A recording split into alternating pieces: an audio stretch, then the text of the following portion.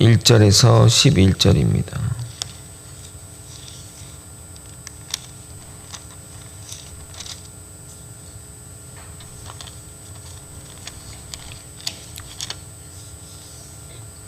저 번갈아 교독하고 마지막 절 함께 읽겠습니다. 길르앗 사람 입다는 큰 용사였으니 기생이 길르앗에게서 낳은 아들이었고 길르앗의 아내도 그의 아들들을 낳았더라. 그 아내의 아들들이 자라매 입다를 쫓아내며 그에게 이르되 너는 다른 여인의 자식이니 우리 아버지의 집에서 기업을 잊지 못하리라 한지라. 이에 입다가 그의 형제들을 피하여 돕당에 거주하매 잡류가 그에게로 모여와서 그와 함께 출입하였더라. 얼마 후에 암몬 자손이 이스라엘을 치려 하니라. 암몬 자손이 이스라엘 치려할 때에 길르앗 장로들이 입다를 데려오려고 돕당에 가서 입다에게 이르되 우리가 암몬 자손과 싸우려 하니 당신은 와서 우리의 장관이 되라 하니 입다가 길르앗 장로들에게 이르되 너희가 전에 나를 미워하여 내 아버지 집에서 쫓아내지 아니하였느냐? 이제 너희가 환난을 당하였다고 어찌하여 내게 왔느냐 하니라. 그러므로 길르앗 장로들이 입다에게 이르되 이제 우리가 당신을 찾아온 것은 우리와 함께 가서 암몬 자손과 싸우게 하려 함이니 그리하면 당신이 우리 길르앗 모든 주민의 머리가 되리라 하매 입다가 길르앗 장로들에게 이르되 너희가 나를 데리고 고향으로 돌아가서 암몬 자손과 싸우게 할 때 만일 여호와께서 그들을 내게 넘겨주시면 내가 과연 너희의 머리가 되겠느냐 하니 길르앗 장로들이 입다에게 이르되 여호와는 우리 사이의 증인이시니 당신의 말대로 우리가 그렇게 행하리이다 하니라. 함께 읽겠습니다. 이에 입다가 길르앗 장로들과 함께 가니 백성이 그를 자기의 머리와 장관을 삼은지라. 입다가 미스바에서 자기의 말을 다 여호와 앞에 아뢰니라. 아멘. 오늘 본문은 어제 마지막 본문과 연결해서 이해해야 합니다. 암몬과 전쟁 중이었고 암몬이 길르앗에 진을 치고 이스라엘은 미스바에 진을 쳤는데 길르앗 백성들이 누가 저들과 나가서 싸우겠냐라는 의논을 하면서 오늘 본문이 나오기 때문입니다. 그래서 10장 17절 18절을 한번 읽어드리도록 하겠습니다. 그때 암몬 자손이 모여서 길르앗에 진을 쳤으므로 이스라엘 자손도 모여서 미스바에 진을 치고 길르앗 백성과 방백들이 서로 이르되 누가 먼저 가서 암몬 자손과 싸움을 시작하랴. 그가 길르앗 모든 주민의 머리가 되리라 하니라. 그 누가가 바로 오늘의 주인공 입다입니다. 참 기구한 운명의 주인공이지만 하나님께 귀하게 쓰임받은 인물입니다. 저는 다양한 사사 중에 가장 마음에 드는 사사입니다. 출신이 어떠할지라도 준비된 자는 하나님이 이렇게 들어 쓰십니다. 오늘은 이야기상 전개에 해당하는 부분이므로 본문 내용보다는 인물과 하나님이 들어 쓰시는 사람들의 특징에 대해 말씀드리도록 하겠습니다. 오늘부터 새로운 사사가 등장합니다. 바로 사사 입다입니다. 성경은 그를 큰 용사라고 부릅니다. 큰 용사가 될 것이라고 말하지 않고 원래부터 그는 큰 용사였다고 타고난 용사임을 강조하고 있습니다. 근데 이어지는 문장이 반전을 나타냅니다. 기생 길르앗에게서 낳은 아들이라는 겁니다. 이 기생은 좀 순화된 표현이고 창녀에게서 낳은 아들이라는 겁니다. 물론 그의 잘못은 아니지만 정실도 아닌 첩의 자식도 아닌 창녀의 아들은 그 당시 씨족 중심의 사회제도 안에서 제대로 된 대접을 받기란 거의 불가능한 상황임을 말하고 있습니다. 조선시대로 따지면 홍길동보다 못한 존재인 것입니다.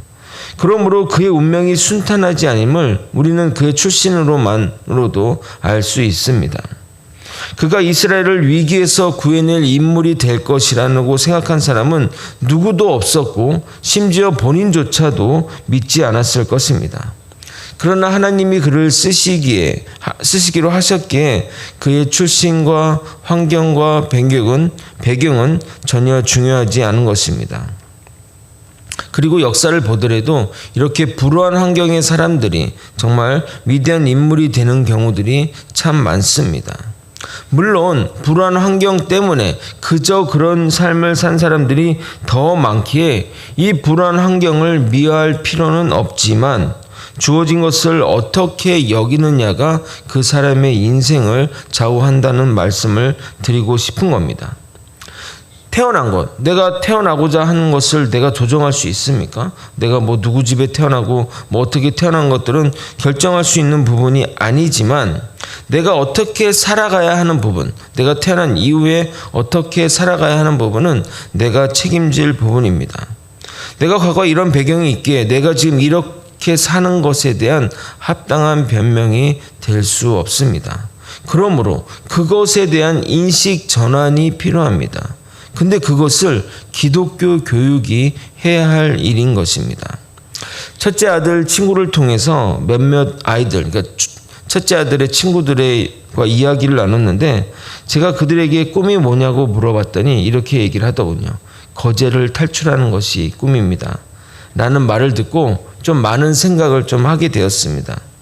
제가 이곳에서 다음 세대를 세우고자 하는 생각을 가지게 된 배경도 여기에 있습니다. 단순히 거제를 벗어나는 것이 꿈이 아니라 주님이 나에게 허락한 환경 가운데 내가 어떻게 주님의 자녀로 살아갈지 고민하며 주어진 사명을 감당하는 쪽으로 방향 전환을 해줄 필요가 있는데 그게 교육이 해야 할 일이라는 겁니다. 그래서 그것을 아이들에게 교육해야겠다는 생각을 하게 되었습니다. 이러한 비전을 함께 공유하며 같은 길로 나아가는 거제 소망교회가 되길 예수님의 이름으로 소망합니다. 하나님이 쓰시는 자들을 보면 특징들이 있습니다. 첫 번째는 가장 최적의 사람들을 그 적재적소에 활용하십니다. 그가 살아온 배경이 그의 사명에 가장 최적의 사람들을 사용한다는 겁니다. 대표적인 사람이 사도 바울입니다. 그는 로마 시민권자고 헬라어에 능통한 사람입니다. 또한 그는 예루살렘에 유학 와서 가말리아의 문화생으로 살았기에 율법도 성경도 능통한 자입니다. 그러므로 그가 이방인 사도로 부름받은 것은 정말 최적의 배치인 겁니다. 두 번째는 하나님이 정말 별 볼 일 없는 사람들을 들어 쓰신다는 겁니다. 예수님의 제자들이 대표적인 사람들이고 그의 수많은 사람들이 이런 경우입니다. 하나님이 들어 쓰시면 그가 누구이며 출신이 어떠한 일이라도 이렇게 놀라운 큰 일들을 하게 되는 것을 보여주시려는 그 목적도 있으실 것이고 그리고 그런 자들은 기본적으로 겸손하기에 주님의 목적대로 쓰시기 좋은 면도 있을 것입니다. 그들이 가진 것이 없기에 내려놓기 좋은 자들이라는 겁니다. 주님은 내려놓기를 잘하는 자를 들어쓰기 좋아하십니다. 어떤 부자인 관리가 주님께 나왔습니다.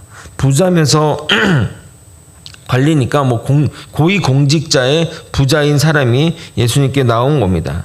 내가 무엇을 해야 영생을 얻으리까? 라는 질문을 예수님께 하게 되었습니다.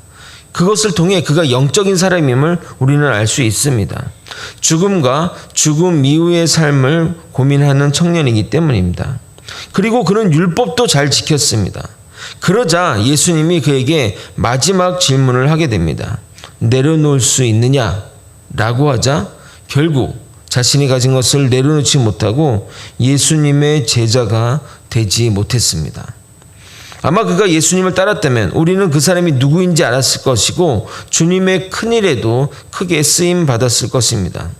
그러나 그는 거기서 돌아섬으로 재산은 지켰으나 자기의 자리는 지켰으나 예수님의 위대한 초대를 거절한 것입니다. 물론 그는 지금 자신이 무엇을 거절하는지 모르겠지만 말입니다. 마태복음 19장 20절 22절을 읽어드리도록 하겠습니다. 그 청년이 이르되 이 모든 것을 내가 지켰사온데 아직도 무엇이 부족하니까? 예수께서 이르시되 내가 온전하고 살찐데 가서 내 소유를 팔아 가난한 자들에게 주라. 그러면 하늘에서 보화가 내게 있으리라. 그리고 와서 나를 따르라 하시니 그 청년이 재물이 많음으로 이 말씀을 듣고 근심하며 가니라. 여러분도 인생을 돌아보면 그런 때가 있지 않습니까? 그때 그 기회를 내가 걷어차지만 않았다면 지금 내 인생은 달라졌을 것인데 하며 후회되는 그러한 결정들 말입니다.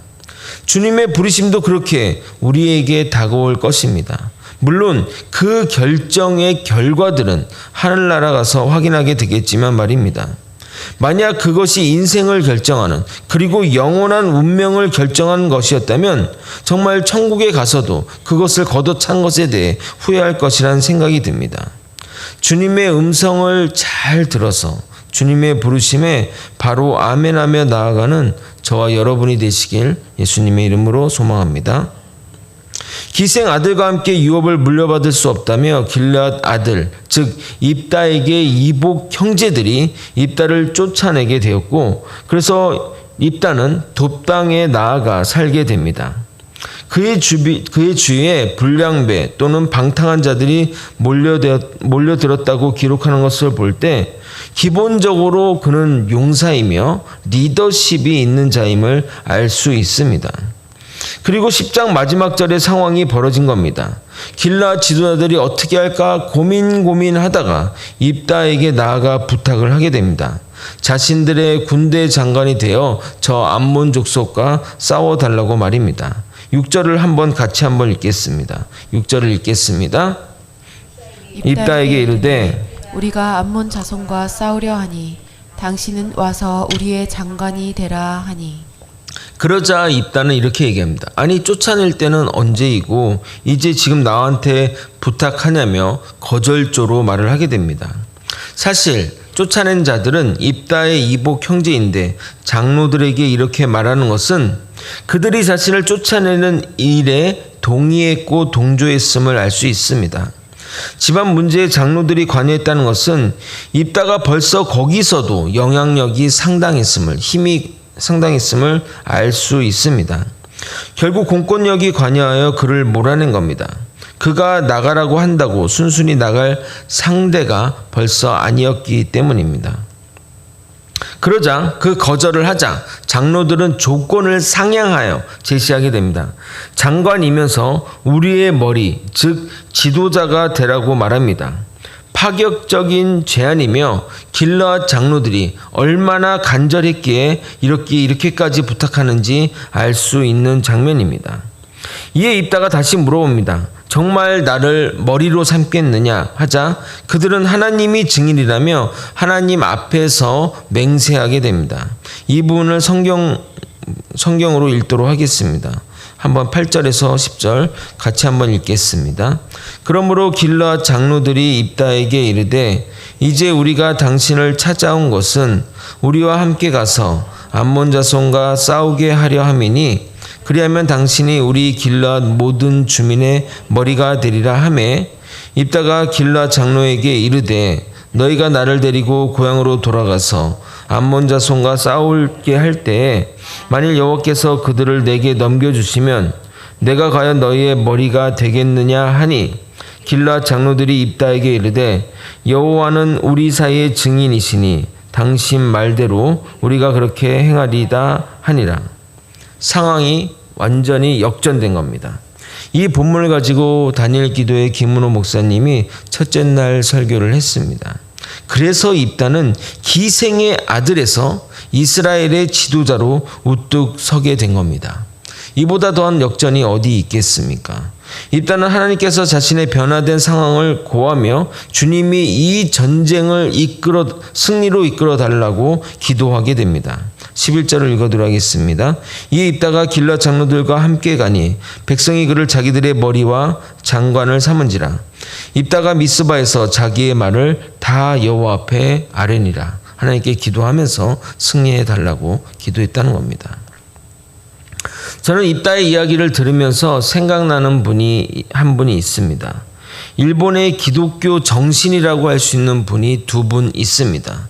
이 두 분은 한국 기독교와 또 독립운동에 많은 영향을 미쳤고 제자들도 이름만 대면 알만한 사람들이 많이 있습니다.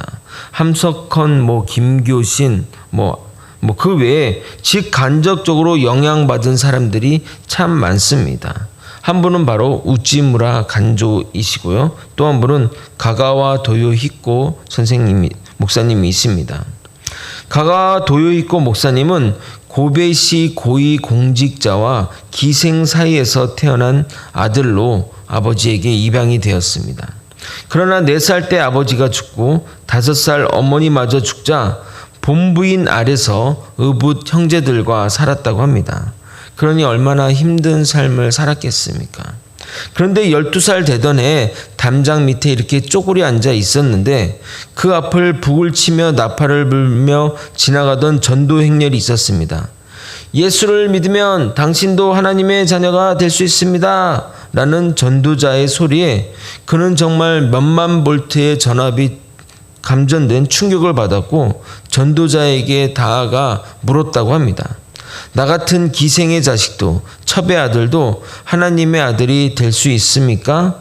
그러자 전도자는 당연하다며 누구나 하나님의 아들이 될 수 있다고 말했답니다.